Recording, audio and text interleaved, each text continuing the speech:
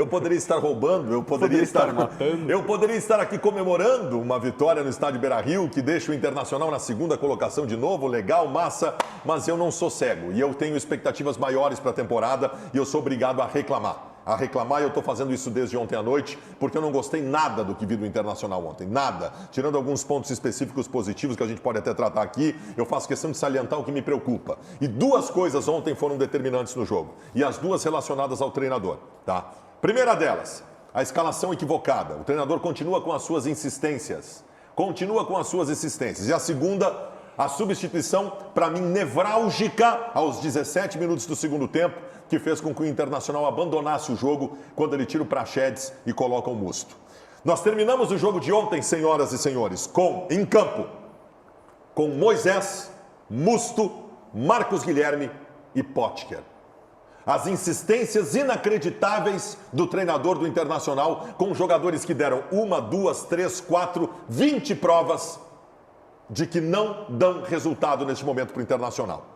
Eu achei muito preocupante o que eu vi ontem, porque o Internacional consegue uma vitória em cima de algumas... Eu não tiro o mérito do Cudê na campanha, acho que também é por causa do Cudê. Não quero a saída do Cudê, não estou pedindo demissão. Mas ontem o Cudê me preocupou muito de novo. O Inter ontem do primeiro tempo foi bastante efetivo até. Bastante efetivo. O Inter teve 3 chances de gol, marcou 2 gols. No momento iluminado do Heitor, que está jogando muito, e que, aliás, dá um tapa na cara e uma lição sobre aqueles que avaliam de forma precipitada os jovens. Verdade. Tá? O Heitor, simplesmente, em 2 jogos, ele tem 3 cruzamentos fantásticos para gols do Internacional. Pô, fico infeliz com esse teu depoimento, Baldasso, porque tu foi um dos caras que criticou. Eu vi um vídeo teu no carro, pedindo desculpas por Heitor. Não tem problema, pedindo desculpa, sabe por quê? Isso é uma porque grandeza. quando o Saravia se machucou, eu pedi Lucas Mazetti e tal, e disse que o Heitor tinha me dado uma amostragem o ano passado que para mim parecia insuficiente. Tem qualidade. Sabe qual é o tapa na cara que eu tomo?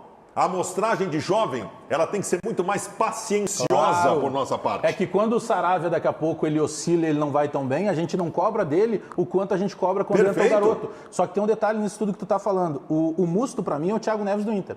Por quê? Porque tem vários fatores. Ele não consegue jogar, ele custa caro e ele é uma opção permanente do treinador. E o treinador tenta terminar o jogo justamente na tua leitura, para ele justificar. Pô, vocês estão reclamando que tem Moisés, Potker, Musto e não sei mais quem, mas nós somos vice-líder do Campeonato Brasileiro. E outra, a gente está chamando muita atenção para o Galhardo. Nós temos que começar a falar mais do Lomba. O Lomba, a defesa que o Lomba faz ontem é das defesas mais importantes da história do futebol mundial. E mais, o Lomba faz um milagre por jogo, pelo menos. Todo jogo, dificilmente você vai dizer assim, nota pro jogo, como tu e o JB gostam de dar. Dificilmente vocês vão dar nota 5 pro Lomba. Não. O Lomba é 7, 8, 9 e ontem ele foi 12. Ô, Bagé, o Lomba salva o Inter uma vez por jogo. Eu tenho total segurança em dizer o seguinte, o resultado de ontem foi injusto. Injusto. O resultado mais justo ontem era o empate, porque o Atlético Paranaense fez por merecer o empate. Hein? A entrada do Musto ontem, Bagé, ela tem 2 coisas importantes para a gente analisar. Primeiro é a decisão tática do processo, que é equivocada. Sim. Porque, vocês perceberam uma coisa? No começo do segundo tempo ontem, o Praxedes se machuca e dá a entender que vai sair do jogo.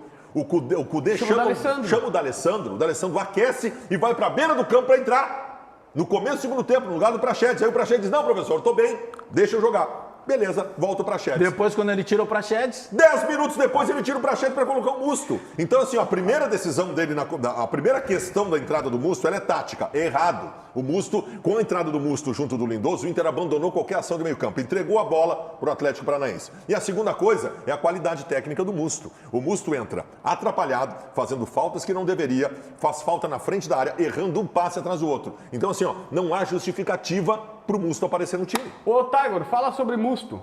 Porque essa é a observação do Baldasso, eu fiz para o Eduardo Cudê na entrevista coletiva ontem, porque o D'Alessandro, de fato, estava pronto para entrar e aí 6, 7 minutos depois ele coloca o Musto. Eu perguntei o que mudou nesses 6 minutos para a alteração deixar de ser o D'Alessandro e ser o Musto, tá? E eu vou tentar aqui, eu não vou fazer a análise tática, mas eu vou explicar a análise tática que o Cudê deu na entrevista coletiva. A gente nem tem essa sonora aqui no espelho. Segundo ele, a linha de 3 meias do Internacional, que tinha Patrick, Praxedes e Marcos Guilherme, ela estava muito espaçada, porque eram só 3. E o Inter levava a bola nas costas do Thiago Heleno lançando o Jonathan e o Patrick tinha que dar um pique muito longo. Então ele colocou o Musto no lugar do Praxedes para fazer uma linha de 4, com Lindoso, Musto, Patrick e aí do outro lado o Marcos Guilherme, para que a linha seja mais coesa e o Patrick não precise correr tanto. Não estou dizendo que eu concordo, foi a explicação que deu o Eduardo Cudê para o porquê colocou o Musto e não o D'Alessandro.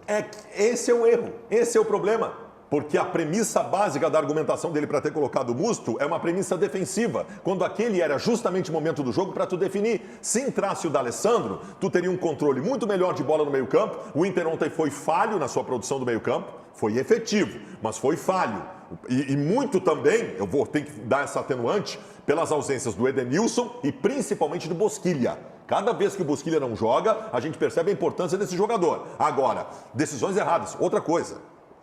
Gente, mais um tapa de luva ontem, mais um tapa de luva. Entram ao mesmo tempo no jogo ontem o Potker e o Yuri Alberto. Entram no mesmo minuto, aos 30 do segundo tempo. Tá, e o Potker é tapa de luva? Não, eu vou te explicar por quê. Mais uma prova que o Cudê tem que aceitar e deixar de ser teimoso. O Potker erra tudo que ele faz no jogo, nos restantes minutos. Tudo, inclusive fazendo uma falta na beira, na entrada da área, que os caras chutaram no poste. O Potker erra tudo. E o Yuri Alberto participa de 2 lances, em que ele mostra que ele é diferenciado. Então, assim, ó, mais um tapa de luva.